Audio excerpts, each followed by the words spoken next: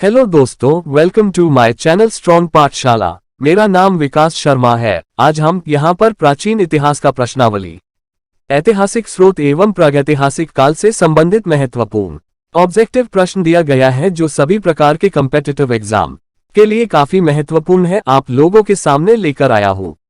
तो कृपया अगर आप मेरे इस चैनल पे नए हो तो चैनल को सब्सक्राइब करें और वीडियो को साथ में आप शेयर भी कर देना। तो चलिए वीडियो को आगे बढ़ाते हैं।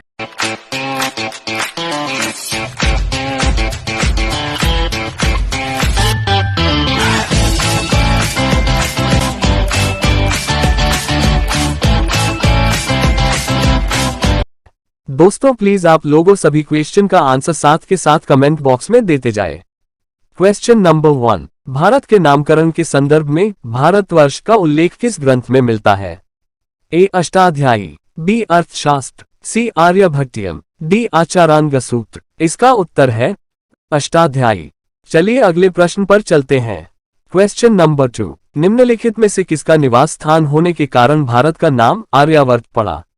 ए भरत, बी द्रविड़, सी आर्य, डी दुष्यंत। इसका उत्तर है सी आर्य। चलिए अगले प्रश्न पर चलते हैं। क्वेश्चन नंबर 3, दिए गए निम्नलिखित कथनों पर विचार कीजिए। 1, भारत का नामकरण ऋग्वैदिक काल के प्रमुख जन भारत के नाम पर किया गया। 2, भारत को जम्बूद्वीप का एक भाग भी माना जाता है। उपरोक्त में से कौन सा से कथन सही है?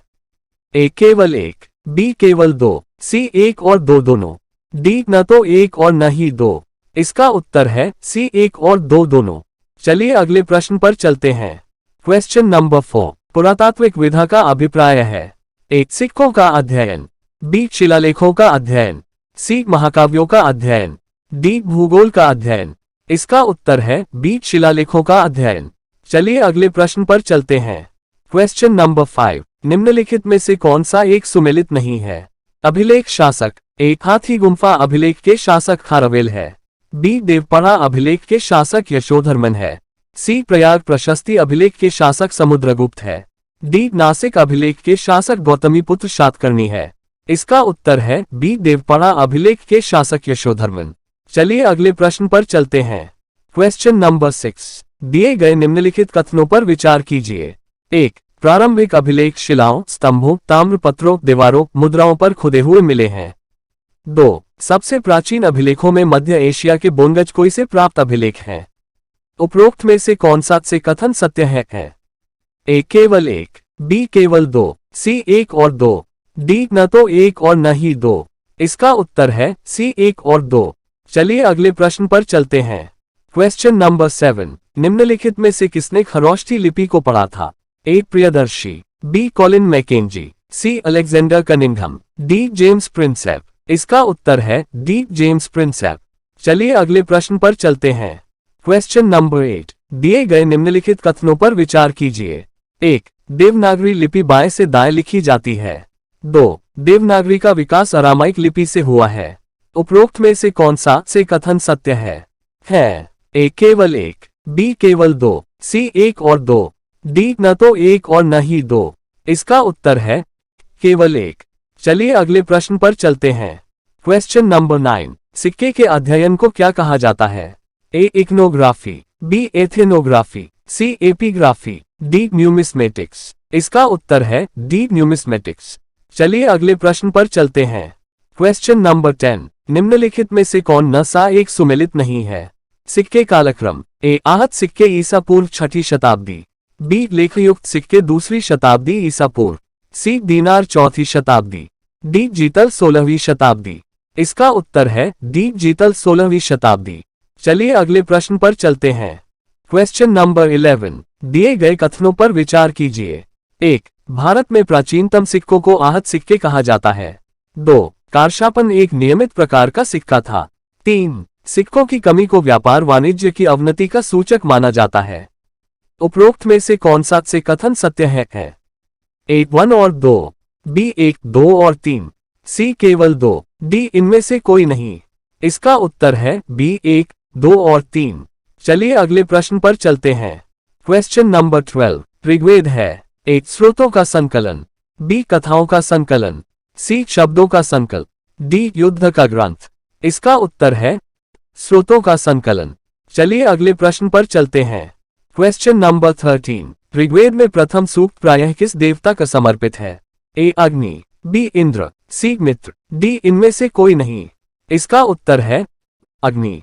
चलिए अगले प्रश्न पर चलते हैं। Question number 14। सबसे पुराना वेद कौन सा है? ए यजुर्वेद, बी ऋग्वेद, सी सामवेद, डी अथर्ववेद। इसका उत्तर है बी ऋग्वेद। चलिए अगले प्रश्न पर चलते हैं। Question number 15। ऋग्वेद में सबसे पवित्र किस नदी का जिक्र था? ए सरस्वती, बी गंगा, सी यमुना, डी सिंधु। इसका उत्तर है सरस्वती। चलिए अगले प्रश्न पर चलते हैं। Question number 16। निम्नलिखित में से किसका संकलन ऋग्वेद पर आधारित है? ए यजुर्वेद, बी सामवेद, सी अथर्ववेद, डी इनमें से कोई नहीं। इसका उत्तर है बी सामवेद। चलिए अगले प्रश्न पर चलते हैं। Question number 17। शास्त्रीय संगीत के सिद्धांत की विवेचना की गई है? ए ऋग्वेद में, बी अथर्ववेद में, सी यजुर्वेद में, डी सामवेद में। इसका उत्तर है डी सामवेद में। चलिए अगले प्रश्न पर चलते हैं। Question number 18। दिए गए कथनों पर विचार कीजिए। 1. सामवेद भारतीय संगीत शास्त्र पर प्राचीनतम पुस्तक है। 2. सामवेद का प्रथम दृष्टा वेद व्यास के शिष्य जैमिनी को माना जाता है। उपरोक्त में कौन सा से कथन सत्य है? ए केवल 1, बी केवल 2, सी 1 और 2, डी न तो 1 और न ही। इसका उत्तर है सी 1 और 2। चलिए अगले प्रश्न पर चलते हैं। Question number 19। शुक्ल यजुर्वेद एवं कृष्ण यजुर्वेद का संबंध किस वेद से है? ए ऋग्वेद से, बी अथर्ववेद से, सी यजुर्वेद से, डी सामवेद से। इसका उत्तर है सी यजुर्वेद से। चलिए अगले प्रश्न पर चलते हैं। Question number 20। दिए गए कथनों पर विचार कीजिए। 1. यजुर्वेद में कुल 40 मंडल हैं। 2. शुक्ल यजुर्वेद से वाजस्नेयी संहिता संबद्ध है। 3. यजुर्वेद में रत्निनों की चर्चा है। उपरोक्त में से कौन सा से कथन सत्य है? ए केवल 1, बी केवल 2, सी 1, 2 और 3, डी इनमें से कोई नहीं। इसका उत्तर है सी 1, 2 और 3। चलिए अगले प्रश्न पर चलते हैं। Question number 21। किस वेद में सभा एवं समिति को प्रजापति की 2 पुत्रियां कहा गया है? ए ऋग्वेद, बी सामवेद, सी यजुर्वेद, डी अथर्ववेद। इसका उत्तर है डी अथर्ववेद। चलिए अगले प्रश्न पर चलते हैं। Question number 22। आयुर्वेद अर्थात जीवन का विज्ञान का उल्लेख सर्वप्रथम मिलता है? ए आरण्यक में, बी सामवेद में, सी यजुर्वेद में, डी अथर्ववेद में। इसका उत्तर है डी अथर्ववेद में। चलिए अगले प्रश्न पर चलते हैं। Question number 23। किस वेद में सभा को नरिष्ट अर्थात सामूहिक वाद विवाद या अनुल्लंघनीय कहा गया है? ए ऋग्वेद, बी यजुर्वेद, सी सामवेद, डी अथर्ववेद। इसका उत्तर है डी अथर्ववेद। चलिए अगले प्रश्न पर चलते हैं। Question number 24। त्रयी नाम है? ए तीनों वेदों का, बी धम्म, संघ व बुद्ध का, सी हिंदू धर्म के 3 देवताओं का, डी 3 मौसमों का। इसका उत्तर है तीनों वेदों का। चलिए अगले प्रश्न पर चलते हैं। Question number 25। निम्न को सही सुमेलित करें। सूची, सूची 2, ऋग्वेद सूची 2 में संगीतमय स्रोत, बी यजुर्वेद सूची 2 में स्रोत एवं कर्मकांड, सी सामवेद सूची 2 में तंत्र मंत्र एवं वशीकरण, डी अथर्ववेद सूची 2 में स्रोत एवं प्रार्थनाएं। कूट A B C D 8 4 2 1 3 B 3 2 4 1 C 4 1 2 3 D 2 3 1 4। इसका उत्तर है 1 4 2 1 3। चलिए अगले प्रश्न पर चलते हैं। Question number 26। दिए गए निम्नलिखित कथनों पर विचार कीजिए। 1. ऋग्वेद के यज्ञकर्ता को होता कहा जाता था। 2. यजुर्वेद के यज्ञकर्ता को अध्वर युग कहा जाता था। 3. सामवेद के गायनकर्ता को उद्गता कहा जाता था। 4. अथर्ववेद के यज्ञकर्ता को ब्रह्मा कहा जाता था। दिए गए उपरोक्त कथनों में से कौन सा से कथन सही है? ए 1 और 2, बी 2 और 4, सी 1 2 और 3, डी 1 2 3 और 4। इसका उत्तर है डी 1 2 3 और 4। चलिए अगले प्रश्न पर चलते हैं। Question number 27। 800 से 600 बीसी का काल किस युग से जुड़ा है? ए ब्राह्मण युग, बी सूत्र युग, सी रामायण युग, डी महाभारत। इसका उत्तर है ब्राह्मण युग। चलिए अगले प्रश्न पर चलते हैं। Question number 28। जीविकोपार्जन हेतु वेद वेदांत पढ़ाने वाला अध्यापक कहलाता था? ए आचार्य, बी अध्वर्यु, सी उपाध्याय, डी पुरोहित। इसका उत्तर है सी उपाध्याय। चलिए अगले प्रश्न पर चलते हैं। Question number 29। शतपथ ब्राह्मण उल्लिखित राजा विदेह माधव से में संबंधित ऋषि थे? ए ऋषि भारद्वाज, बी ऋषि वशिष्ठ, सी ऋषि विश्वामित्र, डी ऋषि गौतम राहुगण। इसका उत्तर है डी ऋषि गौतम राहुगण।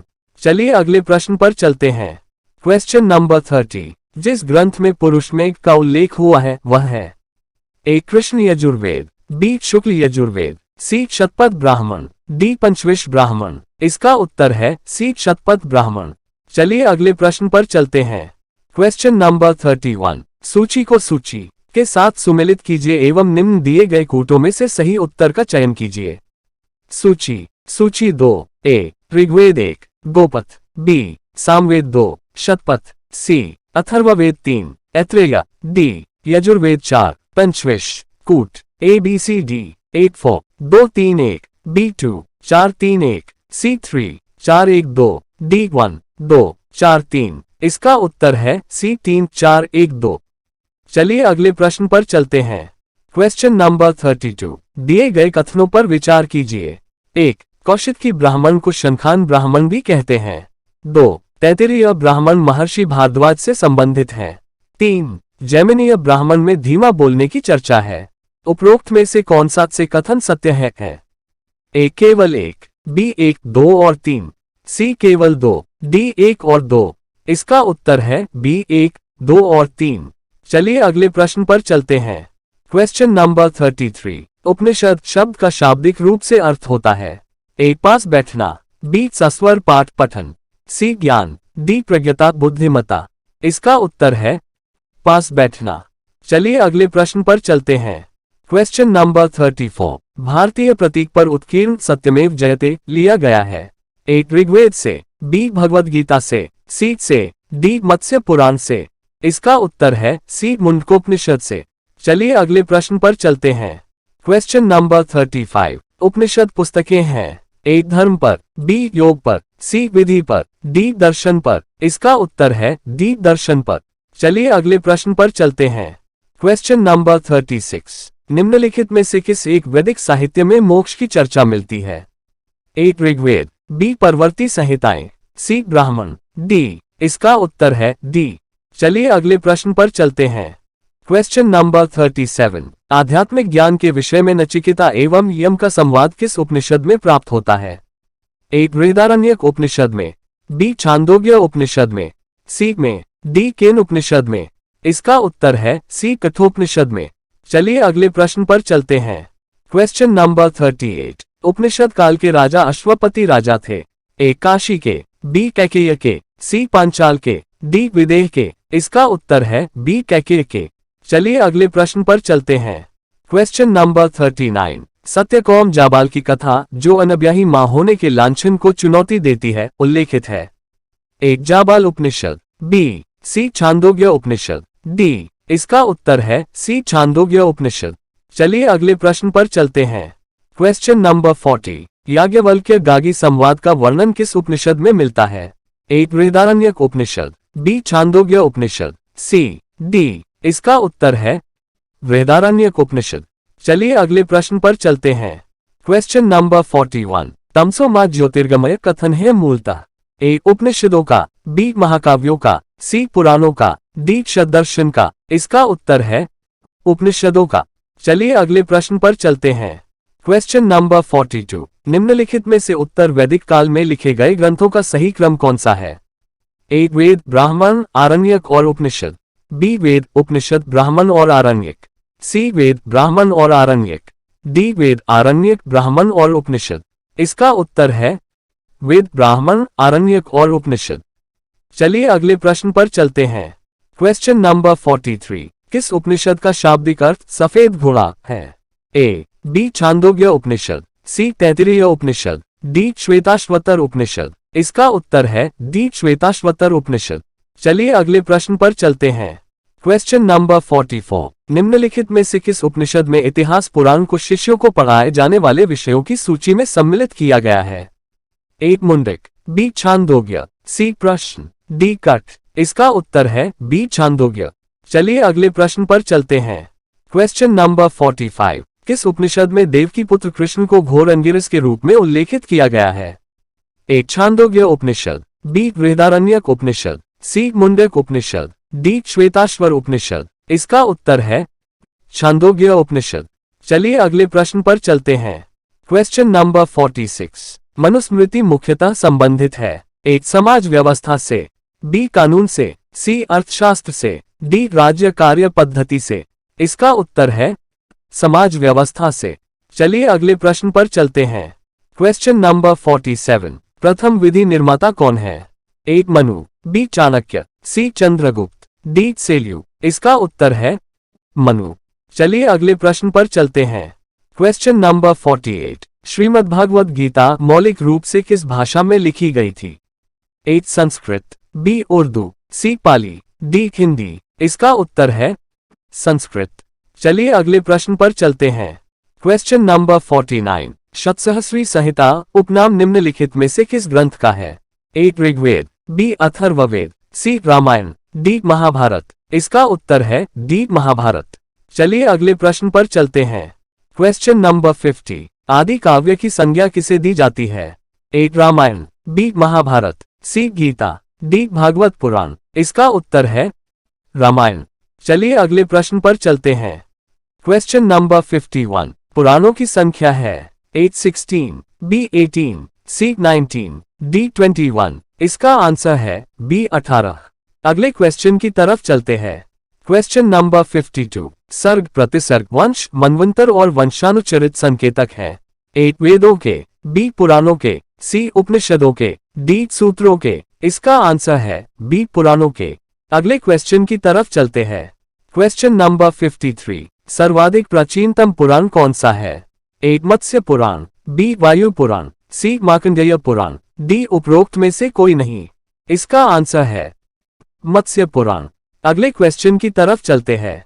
Question number 54। कालिका पुराण किस धर्म से संबंधित है? ए वैष्णव, बी शाक्त, सी बौद्ध, डी जैन। इसका आंसर है बी शाक्त। अगले क्वेश्चन की तरफ चलते हैं। Question number 55। निम्नलिखित अवतारों में कौन प्राचीन साहित्य में प्रजापति के रूप में वर्णित है? 1 मत्स्य, 2 वराह, 3 वामन, 4 नरसिंह, कूट। ए केवल 1, बी 2 और 4, सी 1 और 2, डी 1, 3 और 4। इसका आंसर है सी 1 और 2। अगले क्वेश्चन की तरफ चलते हैं। Question number 56। जैन साहित्य को समग्र रूप से क्या कहा जाता है? ए आगम, बी स्मृति, सी सूत्र, डी कपाली। इसका आंसर है आगम। अगले क्वेश्चन की तरफ चलते हैं। Question number 57। जैन भिक्षुओं के आचार नियमों का उल्लेख किस साहित्य में मिलता है? ए अंग, बी आचारांग सूत्र, सी न्यायाधम कहा, डी टीका। इसका आंसर है बी आचारांग सूत्र। अगले क्वेश्चन की तरफ चलते हैं। Question number 58। निम्नलिखित में कौन सुमेलित नहीं है? जैन साहित्य रचनाकार? ए कल्पसूत्र भद्रबाहु, बी परिशिष्ट पर्व हेमचंद्र, सी सम्रादित्य कथा हरिविजय सूरी, डी कुवलयमाला उघोतन सूरी। इसका आंसर है सी सम्रादित्य कथा रचनाकार हरिविजय सूरी। अगले क्वेश्चन की तरफ चलते हैं। Question number 59। निम्नलिखित में से कौन त्रिपिटक में शामिल नहीं है? ए सुत्त पिटक, बी विनय पिटक, सी अभिधम पिटक, डी बुद्ध पिटक। इसका आंसर है डी बुद्ध पिटक। अगले क्वेश्चन की तरफ चलते हैं। Question number 60। किस बौद्ध साहित्य से मौर्य शासक अशोक के बारे में सूचना मिलती है? ए विनय पिटक, बी सुत्त पिटक, सी अभिधम पिटक, डी महाभाष्य। इसका आंसर है सी अभिधम पिटक। अगले क्वेश्चन की तरफ चलते हैं। Question number 61। प्राचीन भारत की प्रथम ऐतिहासिक पुस्तक मानी जाती है? ए Rajatarangini, B Manusmriti, C indica, D अर्थशास्त्र। इसका आंसर है राजतरंगिणी। अगले क्वेश्चन की तरफ चलते हैं। Question number 62। निम्नलिखित में से कौन सा से ऐतिहासिक जीवन साहित्य नहीं है? 1 दीपवंश, 2 हर्षचरित, 2 विक्रमांकदेव, 4 पृथ्वीराज विजय, कूट। ए केवल 1, बी 2 और 3, सी 2, 3 और 4, डी ये सभी। इसका आंसर है केवल 1। अगले क्वेश्चन की तरफ चलते हैं। Question number 63। फायान की प्रसिद्ध रचना है? 8 फोक्यों की, बी की, C record of Buddhistic kingdoms. D A और सी दोनों। इसका आंसर है डी ए और सी दोनों। अगले क्वेश्चन की तरफ चलते हैं। Question number 64। निम्नलिखित में से कौन एक सुमेलित नहीं है? विदेशी लेखक रचना। A Herodotus Historica, B Pliny natural Historica Indica, C Megasthenes Periplus of the, D Arrian Erythraean sea. इसका आंसर है डी एरियन रचना की है एरिथ्रियन सी। अगले क्वेश्चन की तरफ चलते हैं। Question number 65। निम्नलिखित में से कौन सा एक सुमेलित नहीं है? चीनी यात्री आगमन। एक फायान 375 से 415 ई के बीच सुनगयुन 518 ई, सी हवेनसांग 629 ई, डी इत्सिंग 1105 ई। इसका आंसर है डी इत्सिंग 1105 ई। अगले क्वेश्चन की तरफ चलते हैं। Question number 66। निम्नलिखित में से कौन एक सुमेलित है? अरबी लेखक रचनाएं। ए अल-मसूदी मुरूज अल-ज़हाब, बी सुलेमान किलबुल मसालिक बल ममालिक, सी अल बिलादुरी जश्न ए हिंद, डी फरिश्ता कमिल उत तवारीख। इसका आंसर है अल-मसूदी मुरूज अल-ज़हाब। अगले क्वेश्चन की तरफ चलते हैं। Question number 67। दिए गए कथनों पर विचार कीजिए। 1. सिकंदर के साथ नियाकस भारत आया था। 2. डायोनिसियस रोम का यात्री था। उपरोक्त में से कौन सा से कथन सत्य है? ए केवल 1, बी केवल 2, सी 1 और 2, डी न तो 1 और न ही 2। इसका आंसर है केवल 1। अगले क्वेश्चन की तरफ चलते हैं। Question number 68। भारत में मानव का सर्वप्रथम साक्ष्य कहाँ मिला है? एक नीलगिरी पहाड़ियों पर, बी शिवालिक पहाड़ियों पर, सी नल्लमाला पहाड़ियों पर, डी नर्मदा घाटी में। इसका आंसर है डी नर्मदा घाटी में। अगले क्वेश्चन की तरफ चलते हैं। Question number 69। सर्वप्रथम मानव की उत्पत्ति किस महाद्वीप में हुई?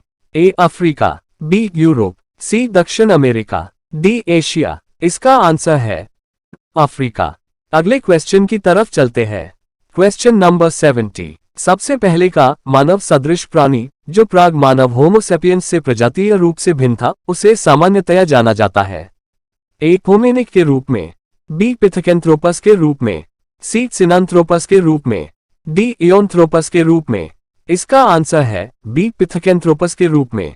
अगले क्वेश्चन की तरफ चलते हैं।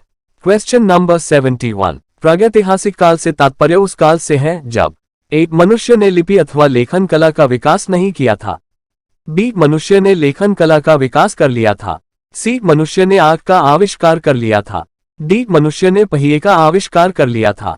इसका आंसर है मनुष्य ने लिपि अथवा लेखन कला का विकास नहीं किया था। अगले क्वेश्चन की तरफ चलते हैं। Question number 72। जिस काल की लिपि को पढ़ा नहीं जा सका है उसे क्या नाम दिया गया है? ए प्रागैतिहासिक काल, बी आद्य ऐतिहासिक काल, सी ऐतिहासिक काल, डी इनमें से कोई नहीं। इसका आंसर है बी आद्य ऐतिहासिक काल। अगले क्वेश्चन की तरफ चलते हैं। Question number 73। Robert Bruce foot थे एक भूगर्भ वैज्ञानिक, बी सी पुरावनस्पति शास्त्री, डी इतिहास। इसका आंसर है भूगर्भ वैज्ञानिक। अगले क्वेश्चन की तरफ चलते हैं। Question number 74। भारतीय पुरातत्व का जनक किसे कहा जाता है? A Alexander Cunningham, B John Marshall, C Mortimer Wheeler, D James Prinsep. इसका आंसर है अलेक्जेंडर कनिंघम। अगले क्वेश्चन की तरफ चलते हैं। Question number 75। इतिहास के आरंभिक काल को निम्नलिखित में से क्या कहा जाता है? ए पुरापाषाण काल, बी मध्यपाषाण काल, सी लघुपाषाण काल, डी नवपाषाण काल। इसका आंसर है पुरापाषाण काल। अगले क्वेश्चन की तरफ चलते हैं। Question number 76। किस काल युग में पत्थर के औजार सबसे पहले पाए गए थे? ए नवपाषाण, बी पुरापाषाण, सी लघुपाषाण, डी मध्यपाषाण। इसका आंसर है बी पुरापाषाण। अगले क्वेश्चन की तरफ चलते हैं। Question number 77। पुरापाषाण काल में आदिमानव के मनोरंजन का साधन था। ए शिकार, बी जुआ, सी संगीत, डी घुड़सवारी। इसका आंसर है शिकार। अगले क्वेश्चन की तरफ चलते हैं। Question number 78। भारत में पाषाण युग के बारे में निम्नलिखित कथनों पर विचार कीजिए। 1. विभिन्न युगों को पत्थर के औजारों के प्रकार और शिल्प विज्ञान के आधार पर पहचाना जाता है। 2. विभिन्न युगों के अंदर औजारों के प्रकार और शिल्प विज्ञान में कोई क्षेत्रीय विभिन्नता नहीं है। 3. विभिन्न युगों की पाषाण युग संस्कृति पूरे उपमहाद्वीप में एक अमिश्रित एक रेखीय ढंग से एक समान विकसित हुई। उपरोक्त में से कौन सा से कथन सही है? ए केवल एक, बी एक और दो, सी केवल तीन, डी ये सभी। इसका आंसर है केवल एक। अगले क्वेश्चन की तरफ चलते हैं। Question number 79। फलक संस्कृति का संबंध निम्नलिखित में से किस काल से है? एक निम्न पुरापाषाण काल, बी मध्य पुरापाषाण काल, सी कांस्य युग, डी उपरोक्त में से कोई नहीं। इसका आंसर है बी मध्य पुरापाषाण काल। अगले क्वेश्चन की तरफ चलते हैं। Question number 80। दिए गए कथनों में से असत्य कथन की पहचान करें। एक, फलक उपकरणों का निर्माण क्वार्जाइट पत्थर से किया गया। 2, मध्य पुरापाषाण काल के उपकरण महाराष्ट्र से नहीं मिले हैं। कूट, ए केवल एक, बी केवल दो, सी एक और दो, डी न तो एक और न ही। इसका आंसर है बी केवल दो। अगले क्वेश्चन की तरफ चलते हैं। Question number 81। विंध्य क्षेत्र के किस पाषाण स्थल से अधिकतम संख्या में मानव खोपड़ी का साक्ष्य मिला है? एक मुरहाना पहाड़, बी घाघरिया, सी बाघईखोह, डी लेखिया। इसका आंसर है डी लेखिया। अगले क्वेश्चन की तरफ चलते हैं। Question number 82। मध्यपाषाणिक प्रसंग में पशुपालन के प्रमाण जहां मिले हैं वह स्थान है। एक लघनाज, बी बीरभानपुर, सी आदमगढ़, डी चौपानी मांडो। इसका आंसर है सी आदमगढ़। अगले क्वेश्चन की तरफ चलते हैं। Question number 83। हड्डी से निर्मित आभूषण भारत में मध्यपाषाण काल के संदर्भ में प्राप्त हुए हैं। एक सराय नाहर राया, बी महदहा से, सी लेखिया से, डी चौपानी मांडो से। इसका आंसर है बी महदहा से। अगले क्वेश्चन की तरफ चलते हैं। Question number 84। एक ही कब्र से 3 मानव कंकाल निकले हैं। एक सराय नाहर राया से, बी दमदमा से, सी महदहा से, डी लघन्नाज से। इसका आंसर है बी दमदमा से। अगले क्वेश्चन की तरफ चलते हैं। Question number 85। निम्नलिखित में किन स्थानों से मध्यपाषाण काल में पशुपालन के प्रमाण मिलते हैं? ए औदें, बी बोरी, सी बागौर, डी लखनिया। इसका आंसर है सी बागौर। अगले क्वेश्चन की तरफ चलते हैं। Question number 86। निम्नलिखित में से कौन एक सही सुमेलित है? मध्यपाषाणिक काल अवस्थिति, ए आदमगढ़, होशंगाबाद, बी भीमबेटका, महाराष्ट्र, सी पलामू, मध्य प्रदेश, डी गिलूर, कर्नाटक। इसका आंसर है आदमगढ़, होशंगाबाद। अगले क्वेश्चन की तरफ चलते हैं। Question number 87। पहिए का आविष्कार कब हुआ? एक नवपाषाण काल में, बी मध्यपाषाण काल में, सी पुरापाषाण काल में, डी लौह काल में। इसका आंसर है नवपाषाण काल में। अगले क्वेश्चन की तरफ चलते हैं। Question number 88। निम्नलिखित में से किस स्थल से मानव कंकाल के साथ कुत्ते का कंकाल भी शवाधान से प्राप्त हुआ है? ए ब्रह्मगिरी, बी बुर्जहोम, सी चिरांद, डी मास्की। इसका आंसर है बी बुर्जहोम। अगले क्वेश्चन की तरफ चलते हैं। Question number 89। राख का टीला निम्नलिखित किस नवपाषाणिक स्थल से संबंधित है? ए बुदिहाल, बी संगनकल्लू, सी कोलदेहवा, डी ब्रह्मागिरी। इसका आंसर है बी संगनकल्लू। अगले क्वेश्चन की तरफ चलते हैं। Question number 90। नवपाषाण युग में भारतीय उपमहाद्वीप के उत्तर पश्चिमी क्षेत्र में निम्नलिखित में से किस स्थान पर कृषि के अभ्युदय के प्रारंभिक प्रमाण प्राप्त हुए हैं? ए मुंडीगक, बी मेहरगढ़, सी दम सादत, डी बालाकोट। इसका आंसर है बी मेहरगढ़। अगले क्वेश्चन की तरफ चलते हैं। Question number 91। भारत में पशुपालन एवं कृषि के प्राचीनतम साक्ष्य प्राप्त हुए हैं। ए अंजिरा से, बी दम सदात से, सी किली गुल मोहम्मद से, डी मेहरगढ़ से। इसका आंसर है डी मेहरगढ़ से। अगले क्वेश्चन की तरफ चलते हैं। Question number 92। नवपाषाण काल के लोगों द्वारा पाला गया प्रथम पशु था। ए भेड़, बी बकरी, सी कुत्ता, डी घोड़ा। इसका आंसर है सी कुत्ता। अगले क्वेश्चन की तरफ चलते हैं। Question number 93। नवपाषाणकालीन गर्त निवासों के अवशेष कहां से मिले थे? 1, गुफकराल, 2, बुर्जहोम, 3, कुचई, 4, महागढ़ा, कूट, बी 2 और 3, ए 1 और 4, सी 3 और 4, डी 1 और 2। इसका आंसर है डी 1 और 2। अगले क्वेश्चन की तरफ चलते हैं। Question number 94। नवपाषाण काल के संदर्भ में दिए गए निम्नलिखित कथनों पर विचार कीजिए। 1, नवपाषाण या नियोलिथिक शब्द का प्रयोग सर्वप्रथम सर जॉन लुबाक ने किया था। 2. नवपाषाण काल में मानव द्वारा सर्वप्रथम जौ नामक अनाज का प्रयोग किया गया था। दिए गए उपरोक्त कथनों में से कौन सा कथन सही है? ए. केवल एक, बी. केवल दो, सी. एक और दो दोनों, डी. न तो एक और न ही दो। इसका आंसर है सी. एक और दो दोनों। अगले क्वेश्चन की तरफ चलते हैं। Question number 95। नवदाटोली किस राज्य में अवस्थित है? ए. गुजरात, बी. महाराष्ट्र, सी. छत्तीसगढ़, डी. मध्य प्रदेश। इसका आंसर है डी. मध्य प्रदेश। अगले क्वेश्चन की तरफ चलते हैं। Question number 96। निम्नलिखित में से किसको चालकोलिथिक युग भी कहा जाता है? ए. पुरापाषाण युग, बी. नवपाषाण युग, सी. ताम्रपाषाण युग, डी. लौह युग। इसका आंसर है सी. ताम्रपाषाण युग। अगले क्वेश्चन की तरफ चलते हैं। Question number 97। इनाम गांव कहां अवस्थित है? ए. उत्तर प्रदेश, बी. महाराष्ट्र, सी. मध्य प्रदेश, डी. कर्नाटक। इसका आंसर है बी. महाराष्ट्र। अगले क्वेश्चन की तरफ चलते हैं। Question number 98। ताम्रपाषाणिक संस्कृति के संदर्भ में दिए गए निम्नलिखित कथनों पर विचार कीजिए। 1. ताम्रपाषाणिक स्थल नवदाटोली की खोज पुरातत्वविद एच. डी. शांकलिया ने की थी। 2. इनाम गांव ताम्रपाषाण काल की एक बड़ी बस्ती थी।